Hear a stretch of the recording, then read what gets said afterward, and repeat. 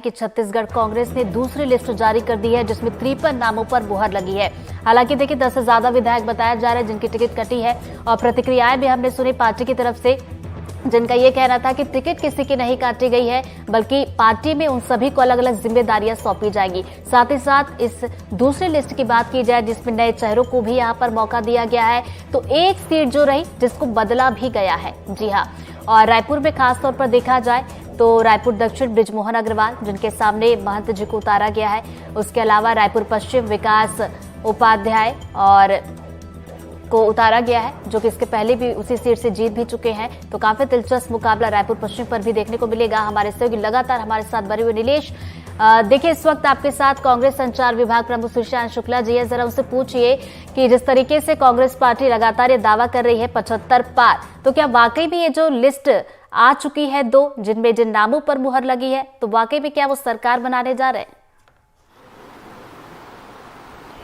जी बिल्कुल, सुशील जी हमारे साथ ही हैं। सुशील जी, एक आप लोगों का नारा है इस चुनाव में 75, अब की बार 75 पार, अब तक 83 टिकटें आप लोगों ने दे दी हैं। क्या लगता है ये नारा, ये टिकटें जो दी हैं, प्रत्याशी जो बनाए गए हैं, मुस्कान है चेहरे पर आपको, लेकिन क्या ये जीत में तब्दील हो पाएंगी? 75 पार वाला टारगेट पूरा होगा? निश्चित तौर पे इस सूची के बाद तो ये तय हो गया कि जो हमने लक्ष्य निर्धारित किया है हम उस लक्ष्य को पार कर जाएंगे। कई टिकटें आप लोगों ने काटी हैं, आपके साथी भी अभी थे, वो भी उसका तर्क दे रहे थे। महिलाओं की बात करें तो अब तक आप लोगों ने 14 महिलाओं को 83 में से मौका दिया है, जबकि कुमारी शैलजा का कहना था कि हर लोकसभा से हम कम से कम 2 महिलाओं को देंगे। उस लिहाज से भी देखें तो कम से कम 20-21 टिकटें महिलाओं के लिए होनी थी। क्या जो 7 नाम बचे उनमें ज़्यादा महिलाएं रहेंगी या फिर क्लोज हो जाएगा यहीं पर महिलाएं को जो टिकट? निश्चित तौर पर पूरी संभावना है, अभी 7 टिकट बची है और महिलाओं को अवसर मिलेगा, ऐसा हमें पूरा भरोसा है। अब इंतजार करिए, पूरी टिकट आने दीजिए, महिलाओं की संख्या और बढ़ेगी। और पिछली बार भी देश में सबसे ज़्यादा विधायक कांग्रेस पार्टी की किसी एक राज्य के हिसाब से आबादी के अनुपात में देखेंगे तो छत्तीसगढ़ में महिलाओं की थी और हमने जो लक्ष्य निर्धारित किया था उस लक्ष्य को हम प्राप्त करेंगे। आपके एक पूर्व मंत्री जो आपके इसी सरकार में थे उनकी टिकट काट दिया गया है, क्या रीज़न हो सकता है? उनका परफॉर्मेंस खराब थी या फिर कोई और कारण है? देखिए, पार्टी समय समय पे हर कार्यकर्ता की भूमिका सुनिश्चित करती है। जो लोग अभी विधायक की भूमिका में थे वो मंत्री की भूमिका में थे, उसके बाद पार्टी ने उनको योजना आयोग का अध्यक्ष बनाया। संभवतः देश के वो अकेले व्यक्ति हैं जो योजना आयोग के अध्यक्ष बने हैं, क्योंकि हमेशा किसी राज्य में योजना आयोग का अध्यक्ष मुख्यमंत्री बनता है, वो योजना आयोग के अध्यक्ष बनाए गए। तो पार्टी हर कार्यकर्ता का समय समय में भूमिका तय कर, जो लोग अभी विधायक की भूमिका में थे उनको पार्टी कुछ और भूमिका उनके लिए सुनिश्चित करेगी, और जो लोग कार्यकर्ता की भूमिका में थे अब विधानसभा का चुनाव लड़के विधायक की भूमिका में रहेंगे। पार्टी सबके कार्यों का मूल्यांकन करती है, उसके बाद उसके आधार पर उसकी भूमिका तय करती है।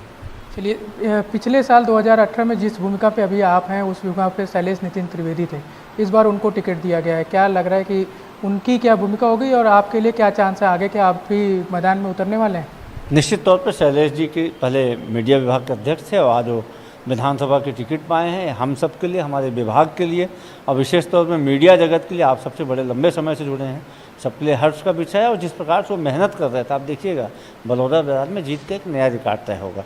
जहाँ तक मेरी बात है तो हम फिर बोल रहे हैं, पार्टी अपने कार्यकर्ताओं के उनके कार्यों का मूल्यांकन करती है और पार्टी समय समय पर उनकी भूमिका सुनिश्चित करती है।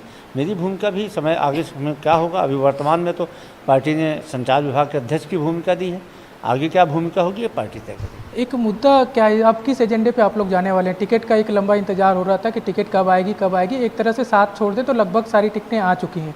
अब आप लोग चुनाव में किस तरह से जाने वाले हैं? क्योंकि अब तक बीजेपी की ओर से कई केंद्रीय नेता आ चुके हैं, कई उनके राष्ट्रीय स्तर के नेता आ चुके हैं। आप लोग की तरफ से ऐसी कोई सभाएँ, रैलियों की क्या तैयारी है? देखिए, जहाँ तक एजेंडे का सवाल है, हमारा एजेंडा सुनिश्चित है कि हम अपनी सरकार के 5 साल के बीच में जन सरोकारों को लेकर जनता के बीच जाएंगे। हमने जो जनता के लिए किया है हम उसके आधार पर वोट मांगेंगे। भारतीय जनता पार्टी में साहस नहीं है कि मुद्दों के आधार पर वोट मांगे, क्योंकि उनकी केंद्र सरकार के 9 साल की उपलब्धियों के नाम पर शून्य है।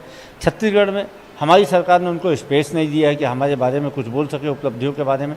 वो यहाँ पे हिंदू मुस्लिम करते हैं, वो छत्तीसगढ़ में सांप्रदायिकता की बात करते हैं, वो छत्तीसगढ़ में ईडी को ला के ईडी की छापेमारी के आधार पर चुनाव में जाना चाहते हैं।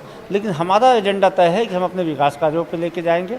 आने वाले समय में हमारे वरिष्ठ नेताओं की सभा होगी। अभी तक हमारे यहाँ राहुल गांधी जी की 2 सभा हो चुकी है, प्रियंका जी की 3 सभा हो चुकी है, खड़गे जी की 4 सभा हो चुकी है।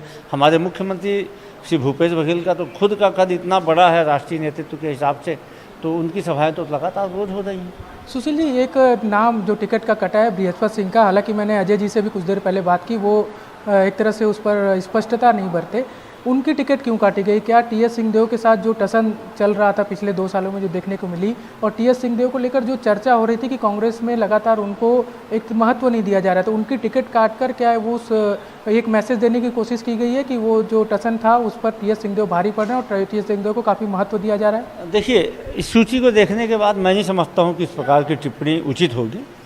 इसमें कोई टसन वाली बात नहीं है। पार्टी ने यह तय किया कि हम जीतने वाले उम्मीदवार को टिकट देंगे, और हर जगह से पार्टी ने विभिन्न पैमाना तय किया, और हमने टिकट देने का सबसे बड़ा लोकतांत्रिक प्रक्रिया ये अपनाया कि हम अपने निचले स्तर के कार्यकर्ताओं से पूछ के, ब्लॉक स्तर के कार्यकर्ताओं से पूछ के उसके बाद टिकट दिया। देखिए, भारतीय जनता पार्टी ने किसी भी मंडल के कार्यकर्ता से नहीं पूछा गया, जिला के कार्यकर्ता से नहीं पूछा गया, यहाँ तक कि प्रदेश के नेताओं से भी नहीं पूछा गया, सीधे केंद्रीय नेतृत्व ने टिकट दिया है। हमारे यहाँ वैसा नहीं, इसीलिए उनके यहाँ विरोध चल रहा है, हमारे यहाँ हर्ष व्याप्त है। तो यह बोलना कि किसी की टिकट कटने से किसी को संतुष्टि होगी, उचित नहीं होगा। निश्चित तौर पे बृहस्पति सिंह के लिए पार्टी में नई जिम्मेदारी इंतजार कर रही है, पार्टी उनका कहीं और उपयोग करेगी। चलिए, आप कह रहे हैं कि केंद्रीय नेतृत्व जो है बीजेपी का सीधे टिकट दिया है, लेकिन आपके ही वरिष्ठ नेता और खुद मुख्यमंत्री भी कहते रहे कि यहाँ पर रमन सिंह की चली है। रमन सिंह तो यहीं के नेता हैं, तो ऐसे में क्या? रमन सिंह भारतीय जनता पार्टी के राष्ट्रीय उपाध्यक्ष हैं, और केंद्रीय नेतृत्व ने यहाँ पे यदि केंद्र, आप बताइए, हमने आवेदन मंगाया था ना, आपने खुद देखा होगा, आप खुद जाके कवरेज किए थे, जिला कांग्रेस कमेटी ने उसमें स्क्रूटनिंग की, block Congress committee. Bharatiya Janata party ने कब आवेदन मंगाया? भारतीय जनता पार्टी ने किस मंडल के पदाधिकारी से पूछा, किस जिला के पदाधिकारी से पूछा, या भारतीय जनता पार्टी के प्रदेश चुनाव समिति में कौन कौन लोग थे, कब उनकी बैठक हुई? सीधे अमित शाह जी आए, मंडाविया जी आए, केंद्र के नेताओं ने बैठ के टिकट फाइनल कर दी।